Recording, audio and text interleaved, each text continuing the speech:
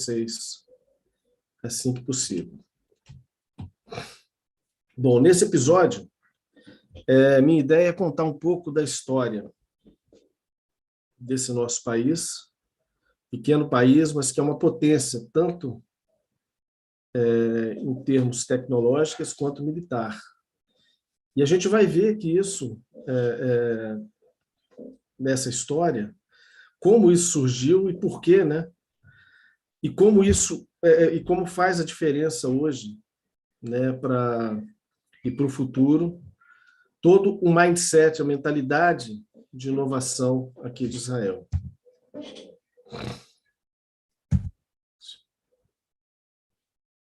Isso.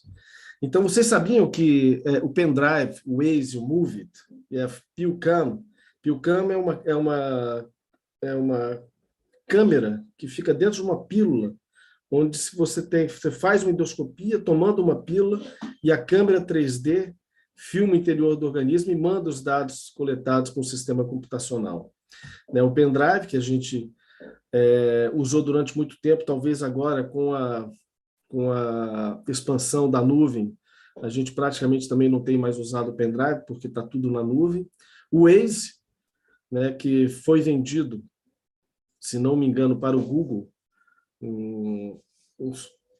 que é o software onde temos os mapas, né, das ruas. O Move It também, o Move It aqui em Israel, ele é muito importante, porque ele mapeia todas as linhas de ônibus e trens, e realmente a gente, com o Move It, a gente sabe em tempo real quanto tempo vai levar para o ônibus estar na nossa parada, quanto tempo vai levar de um lugar para outro. São invenções assim fantásticas, né?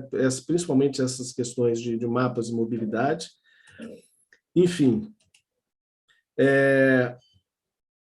aqui o ministro da Economia e da Indústria, chairman da Autoridade de Inovação de Israel, ele conta o seguinte, né? Eu acredito que a cultura de inovação em Israel começou há 80 anos, quando um grupo de pessoas decidiu o que ia fazer do deserto seu lar.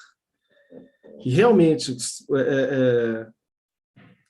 em menos de 80 anos, né, Israel saiu de uma situação muito difícil, um país, né, que foi colonizado logo depois da Segunda Guerra Mundial, né, em 1948 ele foi fundado, e hoje é uma potência, tanto essa parte agropecuária, agro, né, não pecuária, mas agro, né, temos aqui produção agrícola no deserto, né, com uma alta tecnologia, inclusive essa tecnologia é objeto de estudo do governo brasileiro para levar para o Nordeste. Eles estão fazendo muitos contatos aqui para levar essa tecnologia de Israel para o Nordeste. E aí tem um ponto aqui do mindset, né, que eu acho que é uma coisa fundamental, que é o seguinte, que é o que a gente tem falado em todos os podcasts, né? Um alinhamento em torno de um propósito e um forte senso de dever permeia toda a cultura e a mentalidade dos empreendedores.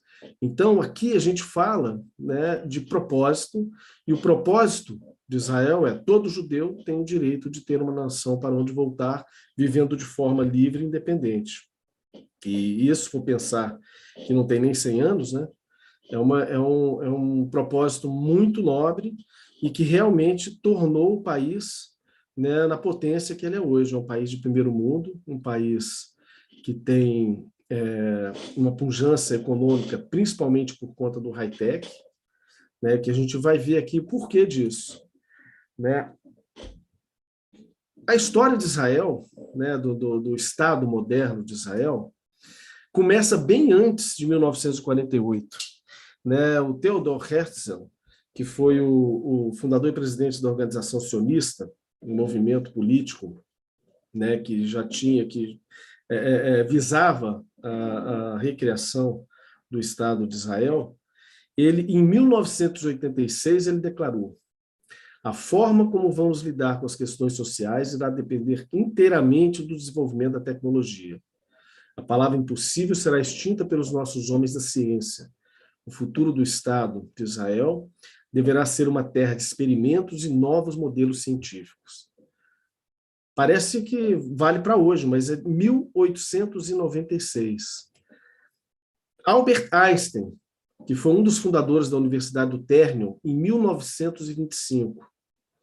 Primeiro, é necessário desenvolver a base intelectual do país, pois vão ser os profissionais que irão sair das nossas universidades que serão capazes de resolver os problemas do futuro Estado de Israel. Então, vejam que a ideia da inteligência, do desenvolvimento de tecnologia, da base intelectual, né, da criação das universidades e do processo de estudo muito antes do Estado ser criado, isso já vinha das ideias dos precursores do novo Estado de Israel. Em 1934, foi fundado o Instituto Weizmann, que é o principal centro de ciências e só de pós-graduação. É reconhecido mundialmente. E na época da fundação do Estado de Israel, Ben-Gurion, o primeiro-ministro de Israel, ele dizia: tudo em que trabalhamos e desenvolvemos nesse país deve estar baseado na ciência, pesquisa e na melhor tecnologia. Esse é o caminho para termos certeza que nossa produtividade e qualidade irá nos destacar como líderes mundiais, uma posição que nós temos que mirar. Então, se você for pensar bem a respeito, né, do Estado de Israel, o mindset, ou a mentalidade, o que pensavam, né, as pessoas que lá atrás, antes da criação do Estado, já estavam pensando como seria o país, ele se materializou. Porque desde sempre essa foi a mentalidade, uma mentalidade de inteligência, uma mentalidade de tecnologia, uma mentalidade de universidades fortes para o aprendizado e experiências para resolver problemas. Né? Mais um pouquinho de história. Desde 1971, o governo de Israel possui um escritório que propõe políticas públicas para pesquisa e desenvolvimento científico e tecnológico para aplicações em suas indústrias e o estímulo para que grandes multinacionais criem centros de pesquisa no país. Nesta época foi fundada a Intel de Israel, que hoje é a maior empresa de tecnologia do país. Então, desde a década de 70, esse empreendedor aqui, Yehuda Zizapel, que é considerado o Bill Gates aqui de Israel, ele difundiu a ideia de que todas as empresas de Israel devem mirar ao mercado internacional. E hoje, Israel é a terceira nação em número de empresas na Nasdaq, perdendo só para os Estados Unidos e para a China. E metade das empresas tem como sócio o Yehuda Zizapel. Olha que visionário. Isso desde a década de 70. Né? Então, esse pensamento, né, e por que mirava já no mercado internacional? Porque Israel é um estado pequeno, hoje são 9 milhões de habitantes. Então, toda empresa, quando ela nasce aqui em Israel, ela já nasce pensando que o futuro dela não é só aqui em Israel. O futuro dela é ser uma empresa global, ou pelo menos esse país para frente de uma forma ímpar. Mais um pouquinho de história. Dan Shechtman, o ganhador do Prêmio Nobel Prize in Science, deu há 25 anos atrás a primeira disciplina sobre empreendedorismo para alunos da Universidade do Ternium.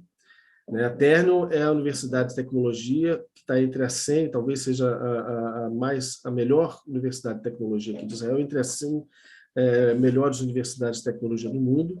E esse Dan Shechtman, ele é o considerado, então, o pai da Startup Nation, porque muitos de seus alunos se tornaram empreendedores de sucesso. Então, a partir das universidades que iniciaram essa visão de empreendedorismo de alta tecnologia de Israel, e até hoje alunos e ex-alunos continuam abrindo novas startups com o apoio das universidades. Então, as universidades aqui, diferentemente do Brasil, elas estão muito próximas do mercado. Elas, na verdade, têm essa visão, né, de que as pessoas precisam empreender. Né? Então, elas já, dentro da própria universidade, você já tem, né, laboratórios de inovação e de empreendedorismo, e de lá já sai um monte de empresas, né, com conhecimento, né, e a mentalidade, né, da Startup Nation. Para se ter uma ideia, desde 2016, as startups que saíram das 4 universidades israelenses né, as maiores universidades, que estão entre as 50 universidades mais empreendedoras do mundo, arrecadaram 40 bilhões de dólares, tendo sido criadas cerca de 2.000 empresas. Então, a partir de apenas 4 universidades, 2.000 empresas foram criadas e giraram, né, receberam em aportes 40 bilhões de dólares. É muita coisa. E como é que funciona, né? Quais são os pilares da inovação em Israel? Então, Israel tem essa questão, a gente falou já desde o início, um suporte governamental muito forte. 4% do PIB anual ele é investido em pesquisa e desenvolvimento. Existe essa autoridade de inovação, que é uma agência independente que fornece ferramentas e inclusive, investimento para as empresas, startups e empresas já em crescimento. Né? Então, essa estrutura científica e educacional, com incubadoras e aceleradoras, muitas indústrias e multinacionais high-techs, né, são mais de 7.000 companhias high-tech, com mais de 350 centros de pesquisa e desenvolvimento. Então, é Intel, é Google, é Apple, um monte de companhias que têm o seu centro de pesquisa e desenvolvimento aqui em Israel.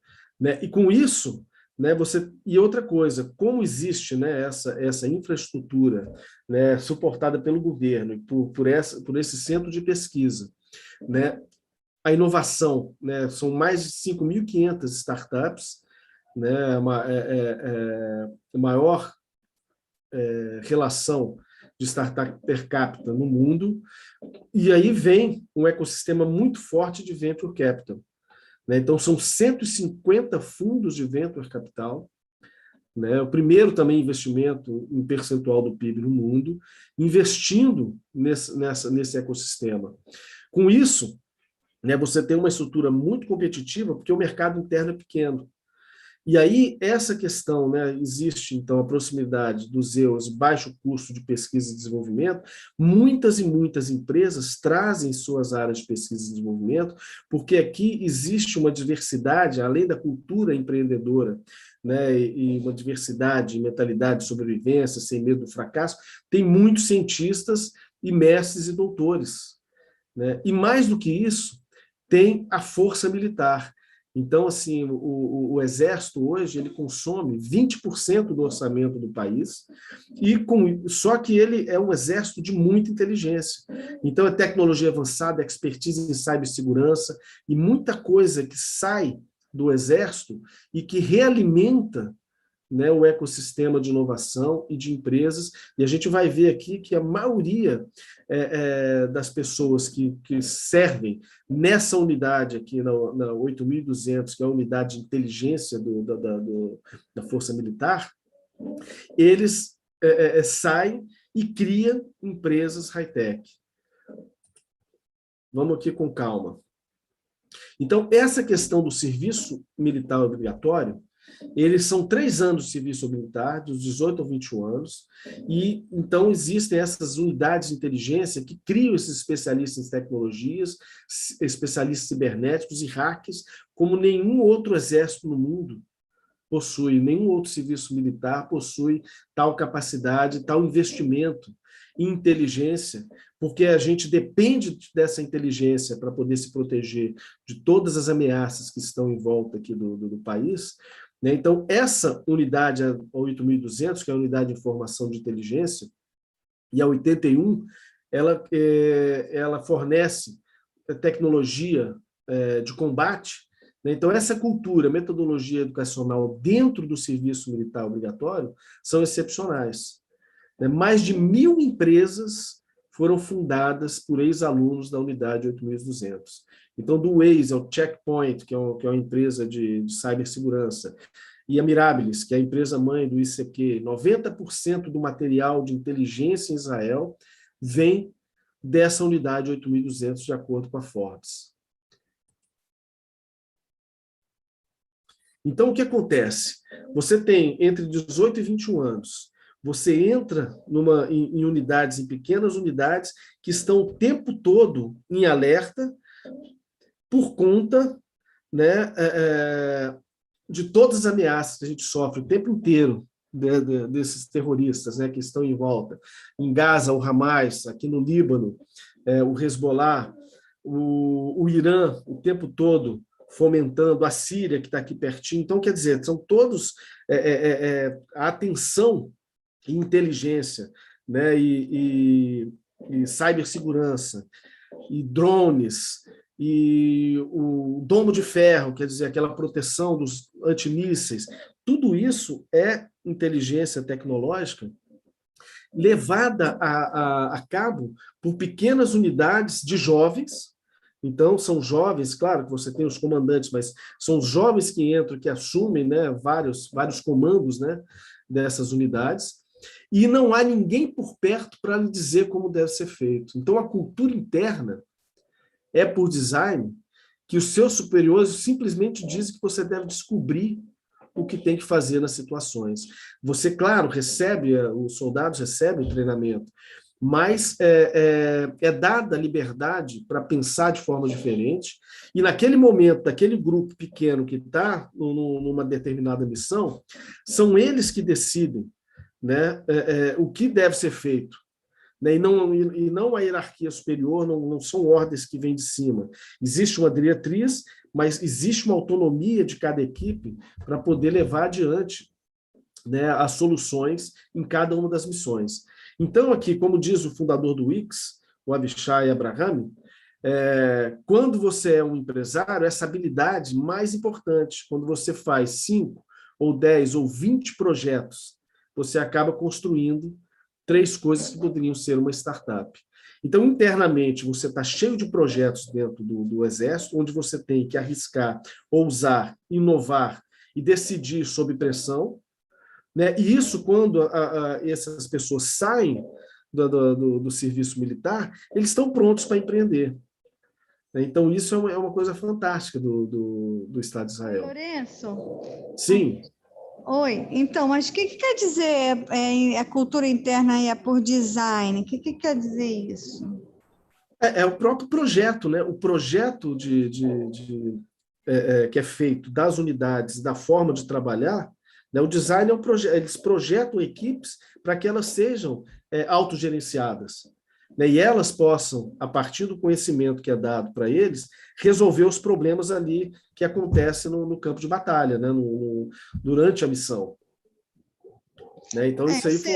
Por exemplo, quer dizer design tipo de programação, né? É isso? De projeto, né? O design do projeto. Como é que eles projetam as unidades para funcionar?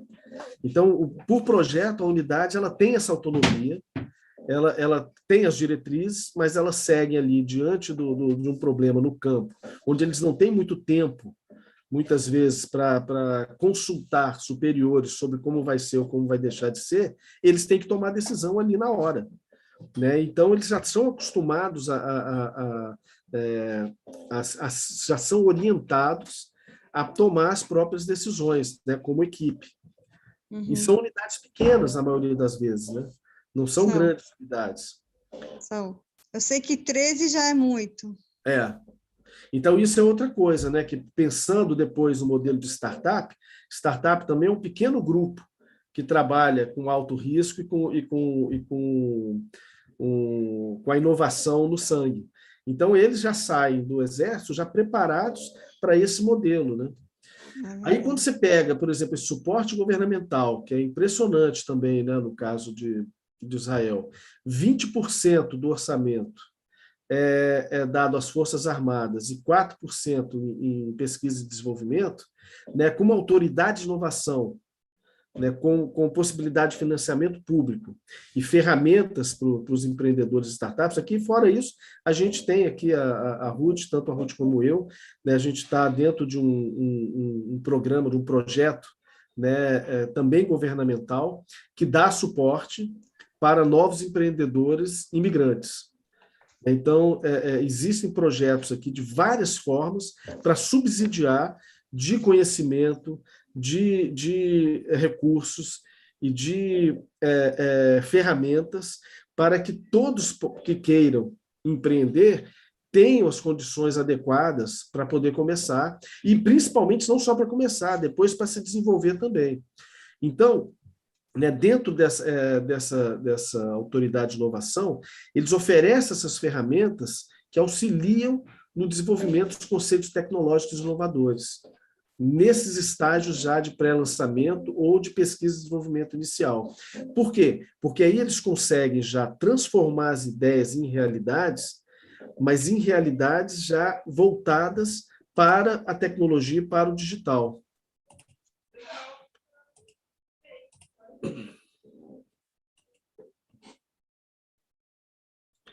Bom, centros de pesquisa e desenvolvimento multinacionais.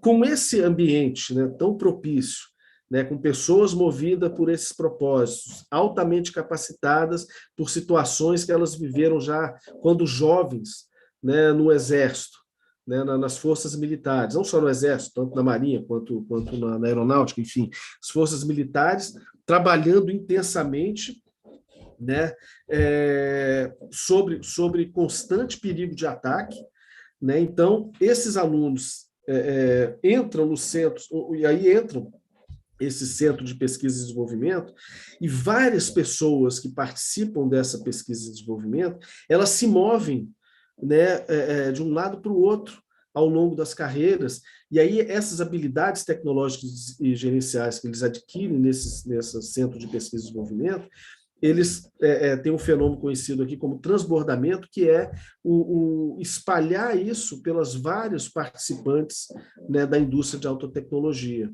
Então, isso é uma outra coisa interessante também. Aqui já é muito comum, né, você passar ao longo da sua carreira por várias empresas, por várias situações, por vários contextos. E com isso você vai ainda que você já vai aumentando propriamente a sua capacidade, mas vai entregando também, né, no ecossistema essas habilidades, e elas vão se espalhando. Isso é uma coisa muito forte também. Esse ecossistema de venture capital, né? Então, quando a gente tem alguns números aqui, ó, apenas em 2017, mais de 5,2 bilhões de dólares foram investidos por capitalistas, né, por venture capitalists, né, em Israel. 84% desse capital veio de fundos estrangeiros. Então, tem muito dinheiro estrangeiro entrando aqui o tempo todo.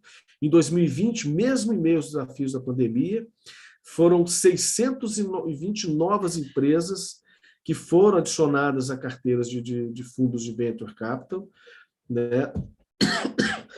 Bem acima das 470 de 2019, 439 de 2014. E aí a gente vê aqui do lado, né, aqui né, alguns bilhões aqui. Essa Mobileye, que é tecnologia de carros autônomos, foi adquirida pela Intel por 15 bilhões de dólares. Né, o Waze foi comprado por 1 bilhão de dólares pelo Google. Viber, que é voz sobre IP, 900 milhões de dólares. Né, Trusteer, prevenção cibernética, de semicondutores, segurança na nuvem, né, tudo valores, né, aqui o menor foi 150 milhões de dólares, né, de análise de dados. Então, isso é um exemplo, né, de startups que são adquiridas por esses titãs da tecnologia, mas eles continuam com a sua pesquisa e desenvolvimento aqui em Israel. Então, daqui de Israel saem inovações o tempo inteiro que alimentam as grandes empresas de tecnologias do mundo. E com isso, né, a estrutura aqui é muito competitiva. Né? Se eu tenho um mercado interno pequeno, toda essa visão, né, de novos negócios, né, da visão internacional, porque quando um fundo desse estrangeiro injeta dinheiro numa empresa aqui de Israel, injeta não só dinheiro, mas também toda a visão de uma economia global. Então, eles já injetam, já pensando que a empresa ela vai crescer com pretensão global. Proximidade entre todos os atores do ecossistema. Então, exatamente por ser pequeno e estar muito concentrado, né, em 3 grandes cidades aqui de Israel esse ecossistema high-tech. Então, é Tel Aviv, Haifa, agora tem Beersheba, tem também em Jerusalém, mas principalmente em Tel Aviv e Haifa também tem um centro grande aqui de tecnologia. Né? Você tem acesso às pessoas importantes que eles não ligam para a hierarquia de uma forma muito simples, muito fácil. Né? Então, essa proximidade, ela torna a estrutura mais competitiva e, ao mesmo tempo, colaborativa, porque você tem uma facilidade de acesso e de troca, né, de conhecimento muito forte e muito fácil, né, de acesso muito simples. Né? Custo baixo para desenvolver pesquisa e desenvolvimento. Como tem investimento do governo, investimento das grandes empresas, 350 centros de pesquisa e desenvolvimento. Então, é fácil você desenvolver aqui, você pesquisar e desenvolver aqui, é muito fácil. Né? O custo é baixo. E mais, o número de engenheiros e cientistas per capita é o maior que existe no mundo. São 135 engenheiros, 140 cientistas e técnicos por 1.000 empregados. 12 ganhadores do Prêmio Nobel, 6 só na última década. Então, você vê que a questão da estrutura competitiva, com cabeças, né, pensantes de alto nível, né? Então, aqui a formação das pessoas é de alto nível, né? Com toda essa infraestrutura, né, de apoio, e de não só apoio governamental, apoio na mentalidade, apoio de dinheiro, quer dizer, tudo tem tudo para dar certo. Né? E realmente dá. Por isso que Israel apresenta um dos mais maduros ecossistemas do empreendedorismo do mundo. Né? Tel Aviv é top 7 em qualquer ranking sério que leve em consideração as melhores cidades para começar uma startup. Aí a gente vai ver, né? Quando a gente fala em inovação, o recurso mais importante é a imaginação. Para isso, você precisa estar em um ecossistema que ofereça diferentes visões de realidade com liberdade de pensamento. E aí entra a questão exatamente de quem são essas pessoas, né? Esses PhDs, esses mestres, são pessoas que vêm do mundo todo, porque o país ele é formado por imigrantes. Né? Então, de 70 anos para cá, a maioria imigrantes teve uma migração muito forte, né, de russos na década de 80, 90, se não me engano, foi mais de 1 milhão, e desses foram muitos cientistas de alto nível da Rússia que vieram para cá, né, pessoas dos Estados Unidos, pessoas do mundo todo, né, que vêm com uma expertise, porque aqui, como é um mercado, né, para a alta tecnologia e para o conhecimento, para a pesquisa e desenvolvimento, é um dos melhores mercados do mundo, aqui é cheio de gente então, que imigrou, né, e com isso você tem uma diversidade enorme de formas de pensar. E isso traz essa riqueza, né, de possibilidades e de inovação que Israel tem hoje. Então, quando a gente pega aqui esse mapa, né, dá um zoom aqui na Startup Nation, aqui é um zoom bem sintético aqui, que vem aqui aqui embaixo Tel Aviv, aqui West Bank, né?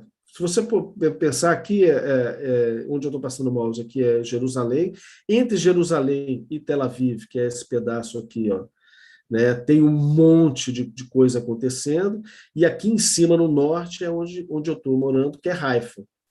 Então, você tem, né, essas luzinhas vermelhas que são startups. Né? Eu vou abrir agora só o ecossistema high-tech em Tel Aviv. Olha a quantidade de empresas high-tech em Tel Aviv, mapeadas. Né? E isso tudo aqui, né, essa proximidade gera, né, trocas de informações, de conhecimento, de colaboração, de cocriação, de uma forma impressionante. E aí entra essa frase aqui que eu gosto muito, né? Quando as pessoas são cofundadoras de um país, criar uma empresa fica mais fácil, que é aqui exatamente a questão do propósito. E Israel, a gente tem que lembrar que é um país que não tem fontes naturais, né? Riquezas naturais, minerais, quer dizer, basicamente, a gente vive aqui realmente de inteligência, porque é tudo difícil. A água, por exemplo, ela é dessalinizada. 90% do que da água que a gente usa aqui, ela é reciclada. Então, assim, a tecnologia em cima de tecnologia para prover os recursos escassos, né, que o país tem. E com isso, nasce uma cultura de empoderamento. Então, dentro da mentalidade do povo de Israel, né, aqui dos empreendedores,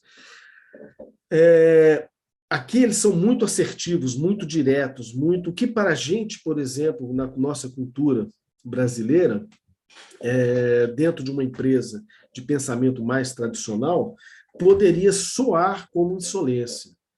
Por quê? Porque as pessoas aqui não querem perder tempo, elas são muito diretas, elas dizem o que pensam, elas podem se expressar, e mais, as pessoas que ouvem, elas querem essa verdade, elas querem que as pessoas se expressem de fato. Todo mundo aqui é apaixonado por problemas, no sentido de que vem o problema e vamos discutir a melhor solução. E essa discussão ela é muito assertiva. Venha de onde vier a ideia. Né? Então, isso é uma coisa interessantíssima aqui em Israel, que no nosso modo de ver mais tradicional e com a cultura brasileira, essa assertividade ela soaria como uma certa insolência. E aí, com isso, né, por outro lado, você tem um pensamento crítico independente. Né? Então, aqui as pessoas, exatamente que vêm desde jovens com aquela formação militar, onde elas têm que resolver o problema dentro das suas unidades, né? Problemas que não são pequenos problemas, porque é um país que está praticamente o tempo todo em guerra. Muitas vezes a gente não sabe, né, e a gente que é civil não sente essa guerra, porque as forças militares trabalham tão bem que a gente fica meio blindado com isso, mas elas estão o tempo todo em alerta e trabalhando, né, para não permitir que essas tentativas, que são muitas, inúmeras, o tempo todo, de terrorismo e de insurgência, elas afetem nós, população civil.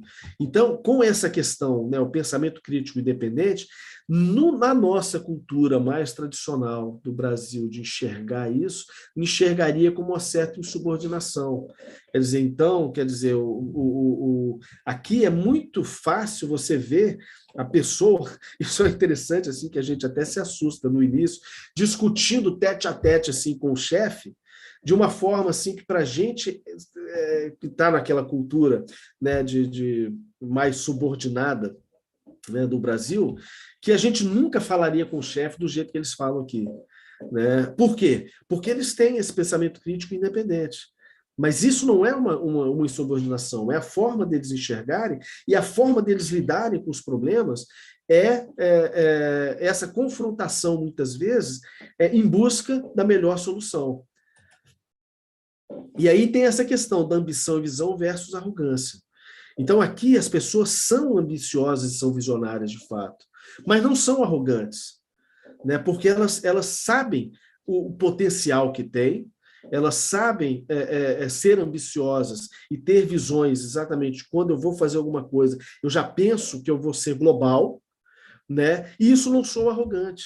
Isso é a mentalidade daqui. Então, é interessante que essa cultura, a mentalidade, né, para que as coisas deem certo aqui, para que essa inovação aconteça, que essas empresas globais, né, elas possam surgir, ela vem exatamente em contraponto com a maioria das coisas, da forma de enxergar que a gente tem quando pensando de uma forma mais tradicional, né, como estruturas de comando e controle que a gente está mais acostumado no Brasil, isso soa como uma coisa ruim, o que aqui é o que de fato faz a diferença. Então, essas palavras escolhidas dependem da nossa perspectiva.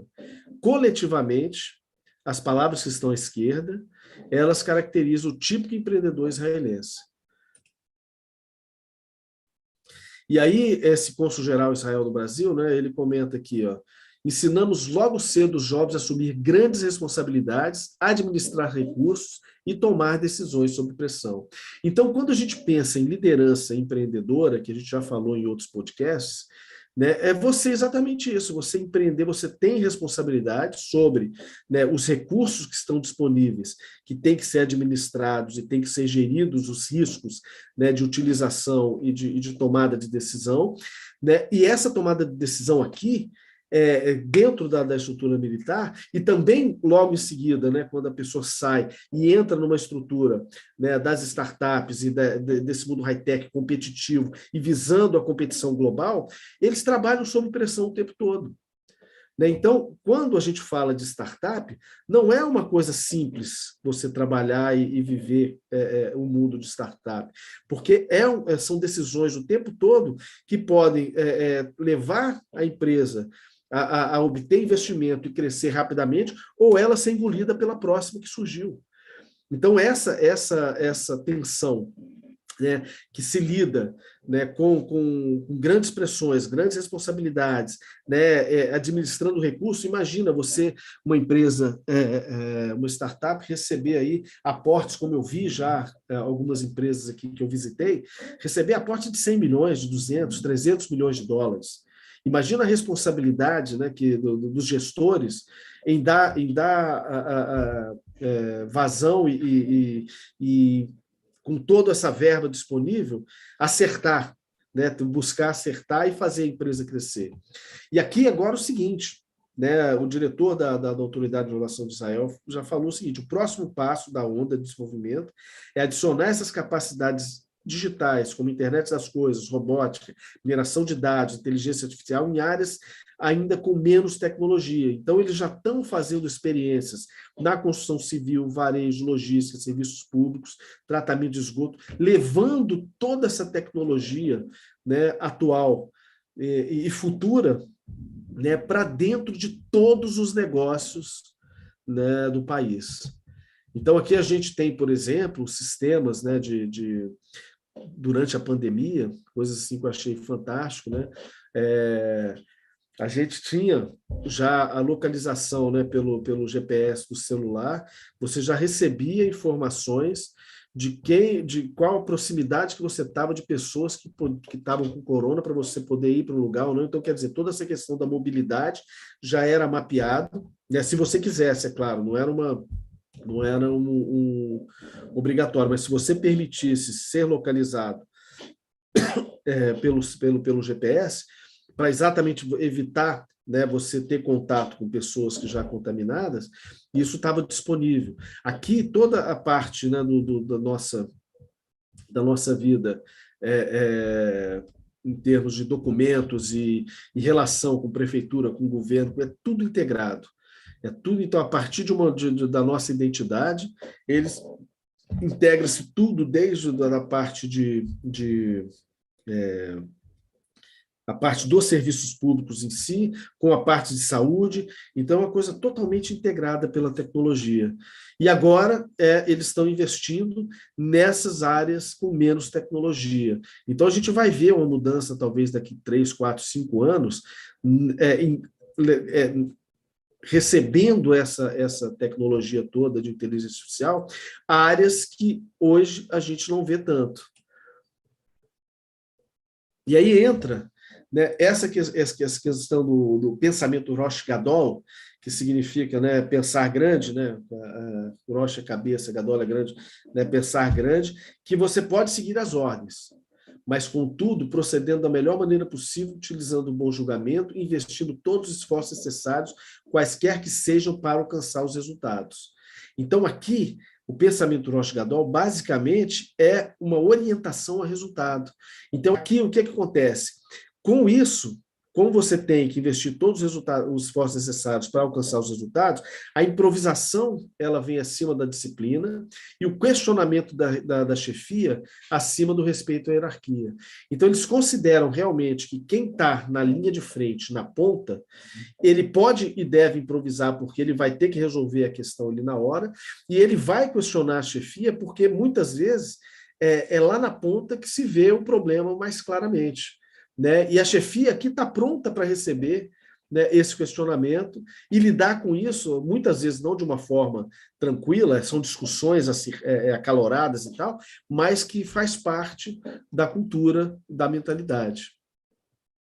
Né? Então, essa vivência militar de elite, né, cada dia é considerado um experimento, e cada um termina com uma extenuante sessão na qual todos na unidade, independentemente do posto, tomam parte na análise minuciosa das ocorrências.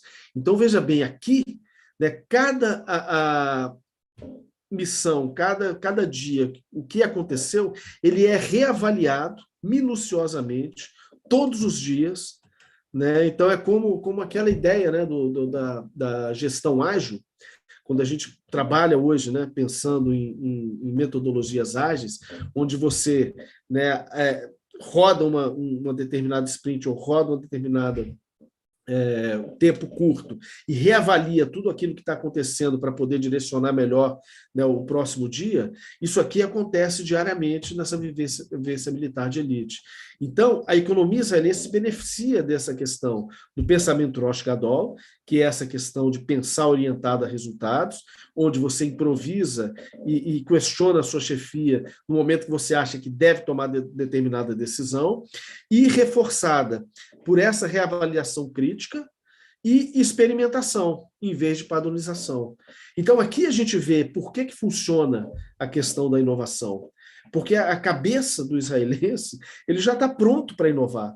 Ele tem que inovar o tempo todo quando ele está vivendo. Né? Isso numa idade de 18 aos 21.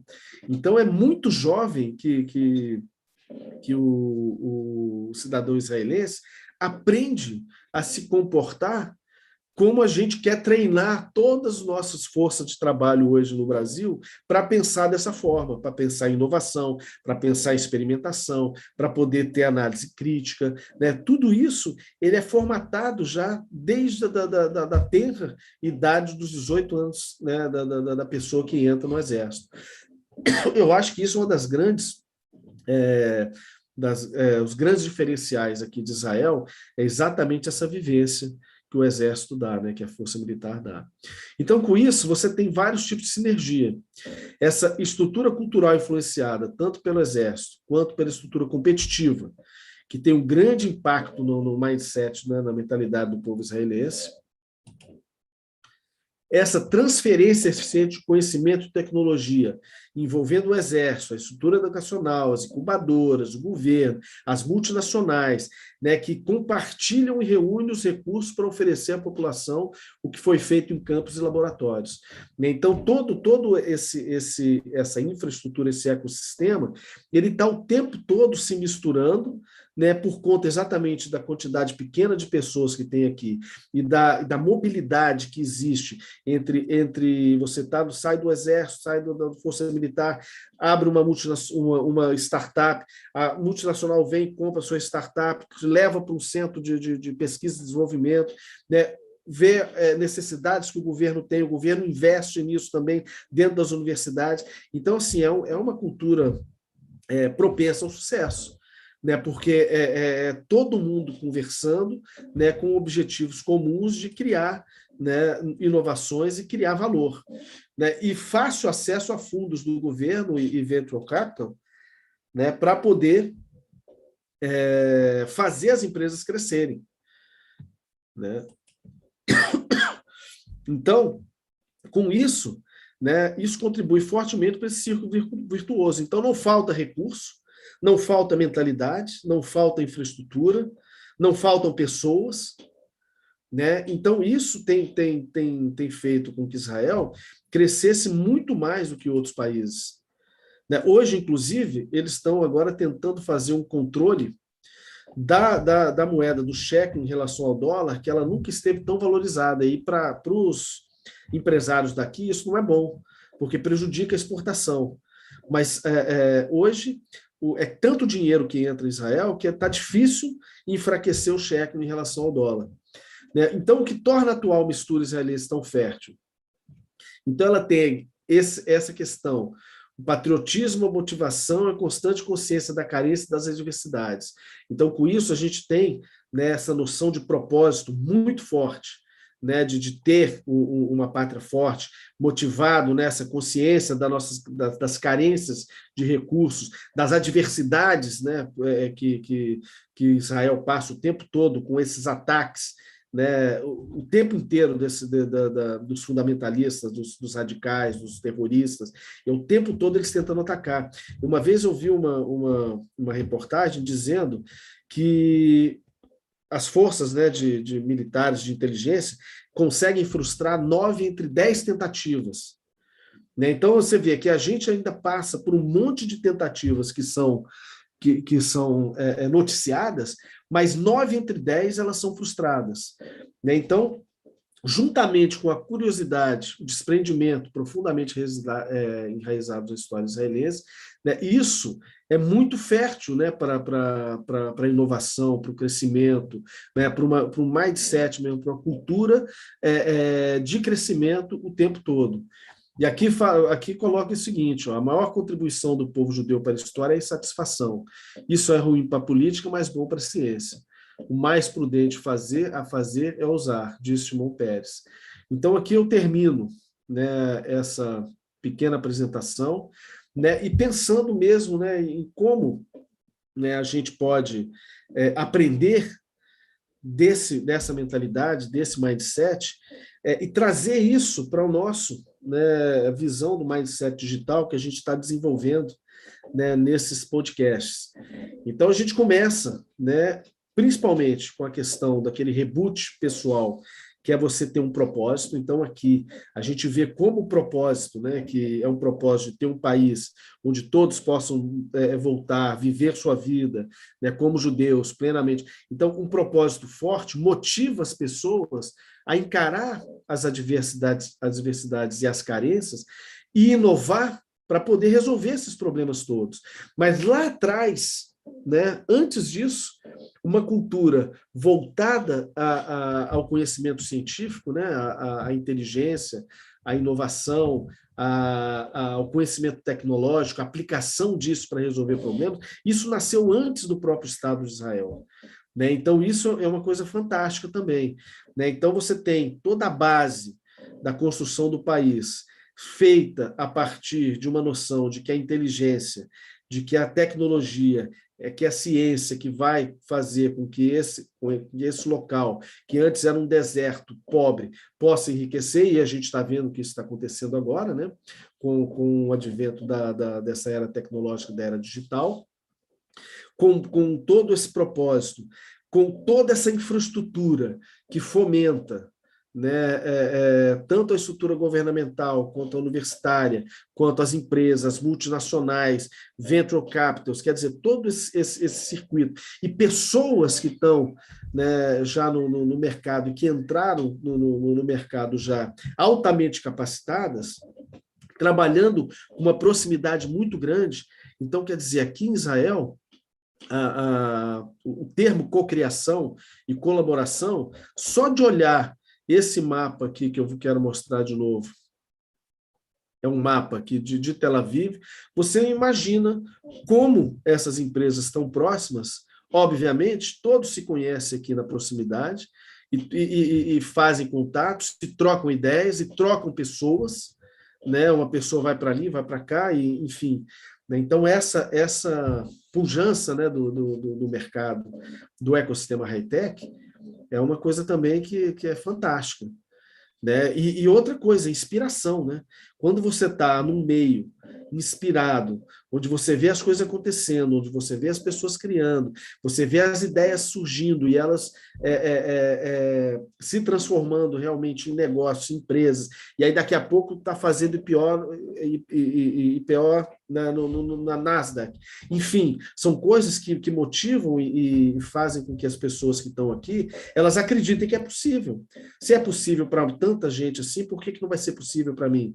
Então, é exatamente essa crença, o propósito, a determinação, né, o ambiente propício, tudo isso a gente precisa tentar, né, importar, né, para a nossa realidade aí no Brasil, né, parte disso, porque, ao contrário, você vê, o Brasil ele tem tantos recursos, né, e tanta riqueza natural, que a gente acaba negligenciar, né, essas necessidades. Quando você pensa aqui, por exemplo, que aqui a gente passa sei lá quantos meses sem uma chuva. Há quanto tempo faz que não chove, hein, Ruth? Tem muito tempo. E aí a Eu gente até fica agora, está na falei, hora de rezar para chover. Porque... a gente está rezando para chover. Eu até falei para o meu marido hoje, será que não vai chover essa semana também? Já, sabe? Já está faltando a chuva.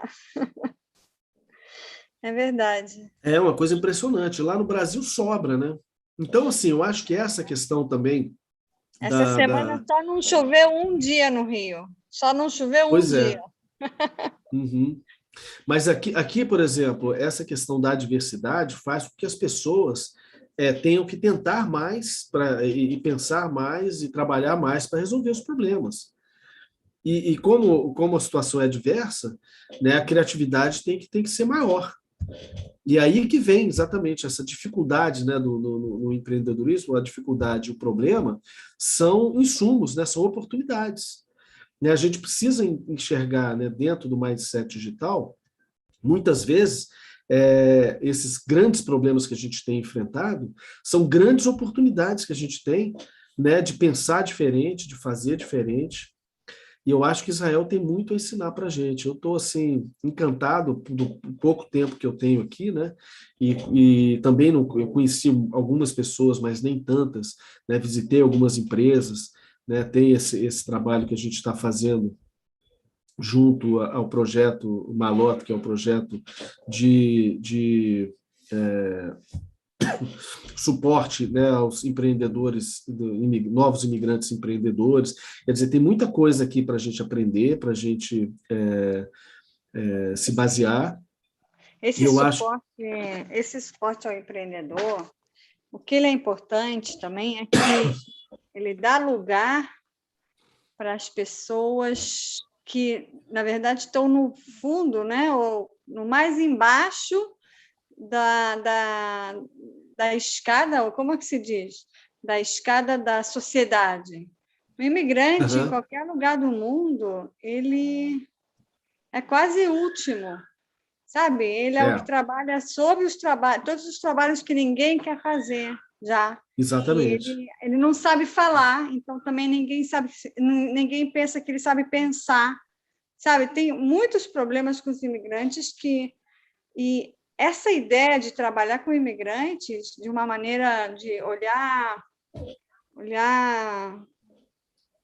os olhos no mesmo nível dá uma força muito grande para o imigrante, que é um motor da sociedade no final, porque é que nem que você falou, que só com ideias novas, só com abastecimento de ideias diferentes e de culturas diferentes é que uma pessoa consegue pensar de uma maneira criativa. É verdade. Então ajudar o Isso imigrante... está na essência do país, né? Você Isso. praticamente assim, talvez não tenha uma pessoa que não tem um parente que não imigrou em um determinado momento, né, do Estado. Então, essa sensação de ser imigrantes, né, e de ser israelense, mas de ser imigrante também, é uma coisa, um sentimento que eu acho que comum de todos que estão aqui. Mesmo que muita gente já tenha nascido aqui, o pai foi imigrante, o avô foi imigrante, e passou por essas situações que os imigrantes estão passando. E realmente, essa força, esse apoio que é dado às pessoas que chegam, não existe outro lugar no mundo. O apoio que a gente recebe aqui como imigrante não existe em outro lugar do mundo. Não existe. E isso é uma pena, porque o imigrante é o que vai trazer the new winds, né? Os ventos novos. E agora, essa semana passada, eu vi que já tem um programa novo, né, do Ministério do Trabalho aí, abrindo Green Card para pessoas do mundo inteiro que são da área high-tech para vir trabalhar aqui, né? É verdade, é porque tem falta realmente tem uma falta muito grande. Você vai ver, meus amigos que trabalham em high-tech são donos, né, de companhias, estão dizendo que o maior problema é conseguir deixar um high-techista, né, um R&D, um programador na companhia. Eles estão até não sabem mais o que fazer, porque cada 3 anos é o máximo que alguém aguenta sem se mudar, porque os salários são muito altos. Então, realmente, Sim. é uma pena trazer de fora, mas vai É uma fazer o quê? é uma competição grande, né? É uma competição grande por essas pessoas, né? Por essas pessoas, isso, eles estão realmente, eles estão bem seguidos e os salários são enormes, são muito altos. Então, realmente, esse é o grande desafio. Estão tentando, tem muitos cursos que são de graça para as pessoas que querem estudar programação. E já Uhum. entra, mesmo na minha época, quando eu trabalhei em startup, trabalhei em high-tech, eu tinha já o MBA, mas era marketing, e o pessoal saía da Savana, nem era do Shimon Time, não era da inteligência, era assim, soldado Uhum. normal, ia fazer um curso de meio ano de programação, Visual Basic, ou nem podia fazer algo mais assim, e já entrava com um salário de 20 mil shekels, que era mais ou menos $5.000 por mês. Sim. E um Aqui a carro, gente, o meu filho está no exército, né? E aí a gente estava avaliando o que ele quer fazer depois que ele sair do exército. Aí a gente estava vendo esses bootcamps, que são cursos de 3 meses de imersão, que a pessoa fica de 8 da manhã, na época antes da pandemia, né? De 8 da manhã às 5:30 da tarde, imersos durante 3 meses, e ele não paga nada. nada. Ele vai pagar quando ele for contratado, e aí ele vai devolver com os salários que ele for receber, ele devolve. E são cursos que, se fosse pagar, eram 30 mil shekalim, né? É? Coisa de 45 mil reais que custa o curso, se você não tem essa. Só que a necessidade ela é tão grande das empresas, que as empresas estão bancando esses cursos para poder receber as pessoas, e depois as pessoas pagam com parte do salário que eles recebem. É o sistema americano de universidades, né? É assim que eles trabalham. Só que as universidades não é a mesma coisa, porque o pessoal está pegando tipo um empréstimo que vai pagar com salário, mas para estudo que não é tão bem pago depois, que nem, sei lá, economia. Então, muitos economistas e muitos advogados que não entram no top. E aí fica muito difícil para eles pagarem depois. Mas aqui o high-tech, por enquanto, pelo menos, tá dando. Eu espero que vai dar certo. Eu espero que vai vir muito imigrante agora, que vai Sim. tomar posse e não vai precisar trazer indianos ou outros que realmente têm bastante, que sabem, que têm a possibilidade. Por enquanto, eles estão querendo trazer 10 mil indianos para cá, só para saciar como é que se diz? O milieu de high-tech, Uhum. de programadores. E a gente tem visto também, por exemplo, eu depois que abri a minha o espaço Mindset Digital, aí divulguei lá no LinkedIn. O que eu recebo de contatos de empresas da Índia, da Ucrânia, né, oferecendo serviços de high-tech, de programação, de desenvolvimento, de aplicativos, é uma coisa impressionante, como assim já existem vários e vários grupos, né, dentro desses países, oferecendo aqui para Israel, né, muito serviço, e são serviços assim que não são muito caros, porque o que acontece é que nesses lugares, né, o salário é muito mais baixo do que aqui em Israel, né? Então É, muitas vezes assim, você contratar esses serviços é interessante. Só que quando você trata, né, do modelo de startups, onde você quer ter os programadores para desenvolver o core business da sua empresa, e aí você quer ter eles próximos aqui, não quer e muitas vezes tem questões de sigilo, né, profissional e de segurança da informação, que não dá para jogar num grupo desse, né? Não é no caso das startups que estão desenvolvendo negócios para escalar, né? Então, realmente, eles precisam de gente aqui, né? não só isso. Tem gente trabalhando online, sabe, pelo mundo inteiro, startups também. Só que não é que é mais difícil, eles lidam com isso. O problema do startup é que muitos startups abrem, mas muitos fecham também. Então, realmente, Uhum.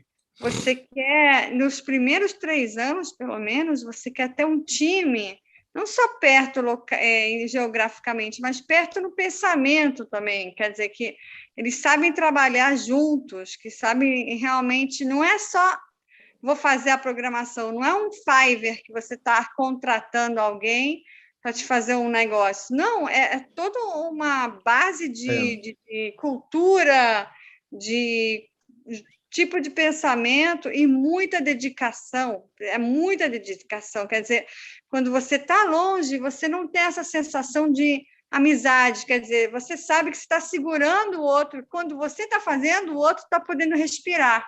É bem assim no começo. Uhum. Então, quando você vai pagar um programador, ele não tem essa sensação de time. De pertencimento tão forte, né? Ele está prestando um serviço. Isso. É diferente. É diferente. Prestação de serviço e você está, né, dentro do negócio com tudo. Né? E aí é o seguinte, aqui, pelo que eu entendi também, essas pessoas, muitas vezes, eles têm chance também de ter parte do negócio. Não são só empregados, né? Totalmente. Né? Os melhores dentro da equipe, eles viram sócios também. A maioria das vezes não são todos os empregados, muito mais numa startup, muito mais. Bem que na startup que eu trabalhei, não era assim.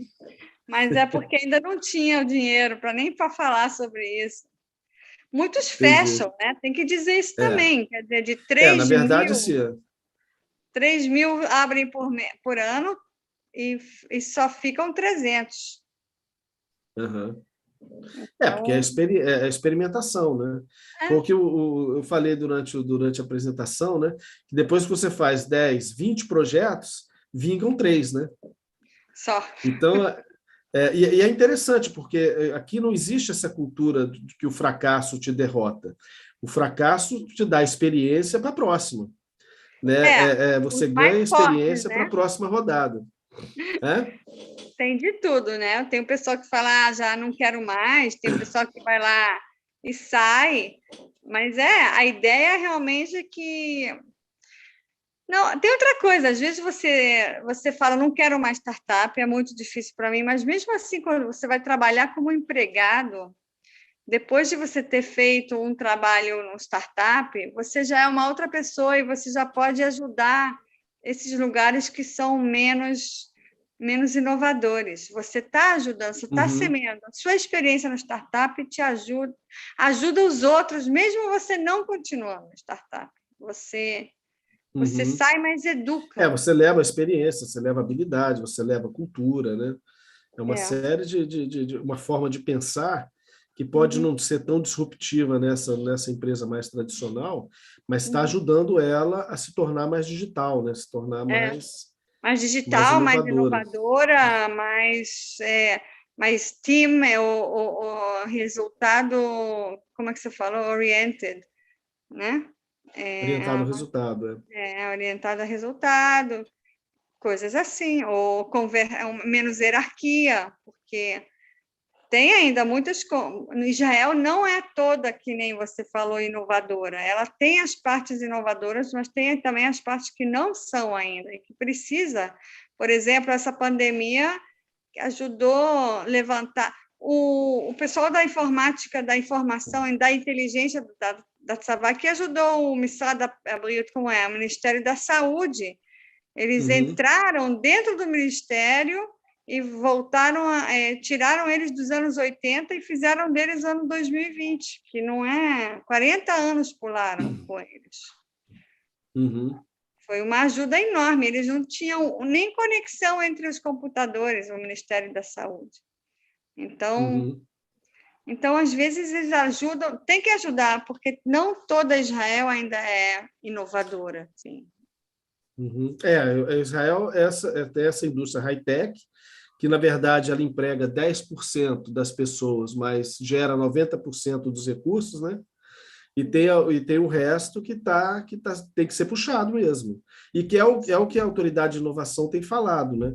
Que agora é levar a tecnologia, levar a inteligência para esses setores menos tecnológicos. E eles estão investindo muito nisso. É.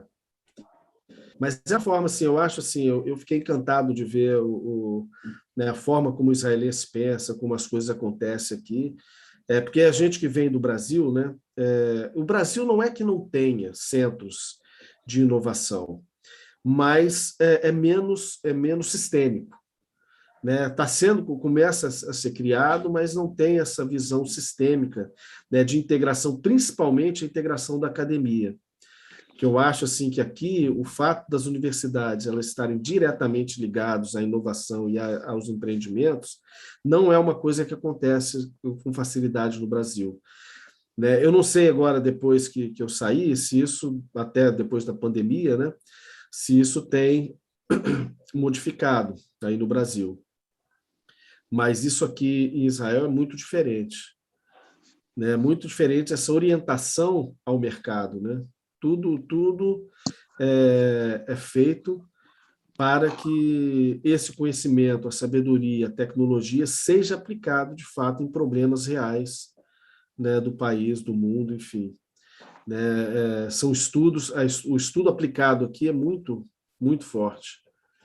E a coisa que a gente não vê, muitas vezes no Brasil, a gente vê muito estudo teórico, mas com pouquíssima aplicação prática, né, no mercado.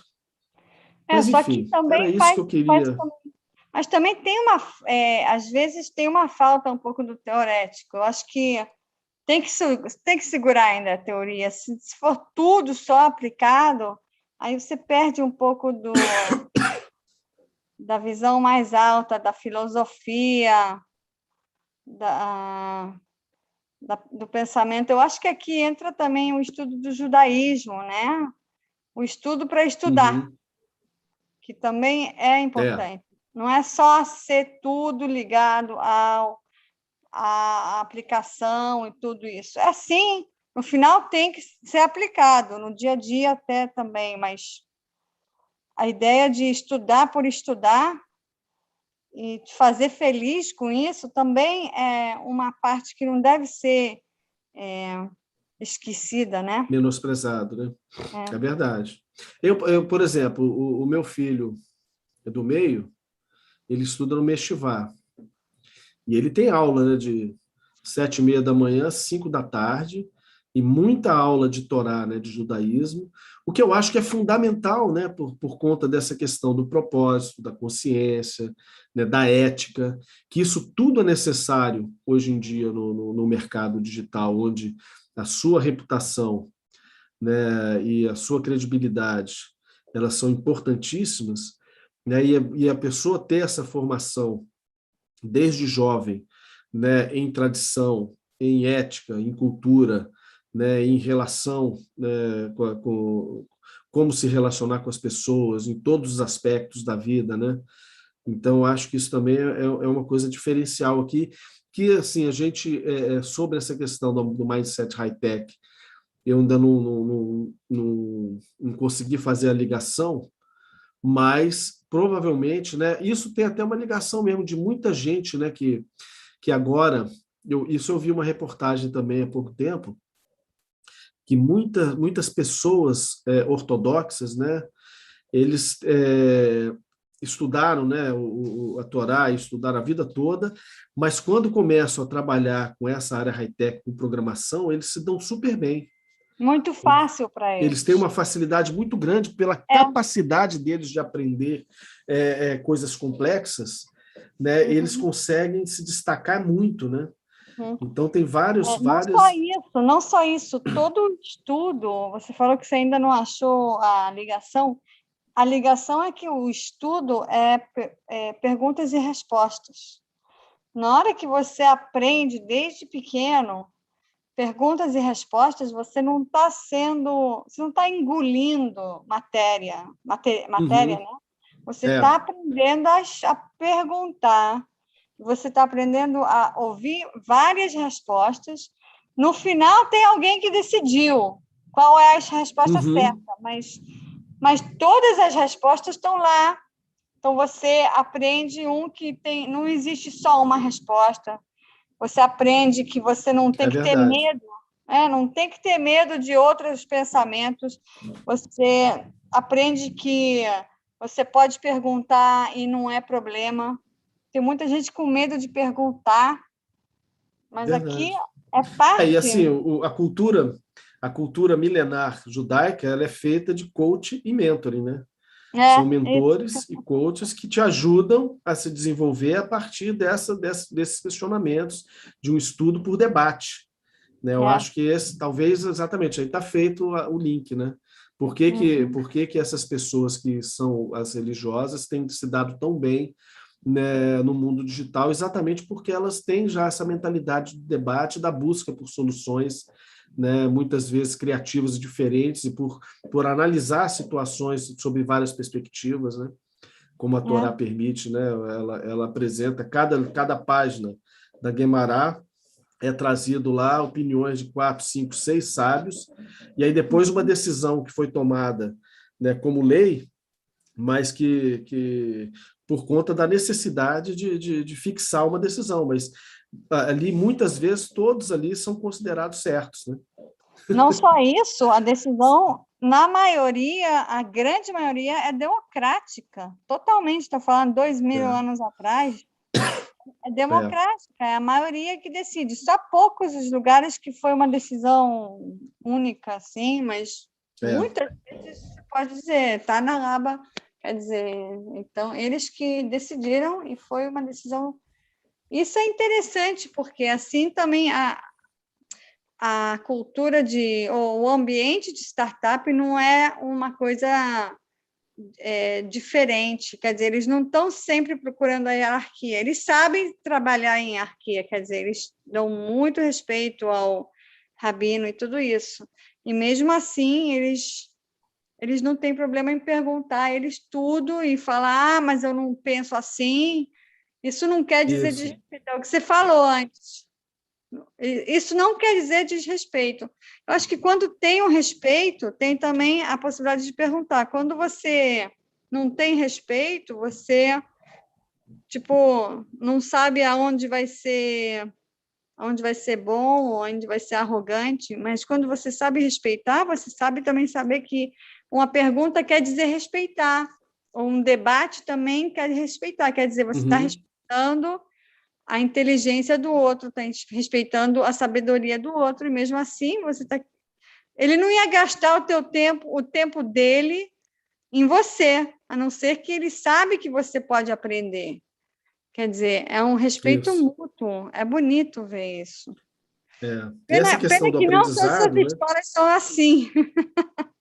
É verdade, mas assim, graças a Deus, as crianças, né, meus filhos, até no Brasil, o meu filho mais velho estudou em escola religiosa a vida toda, né?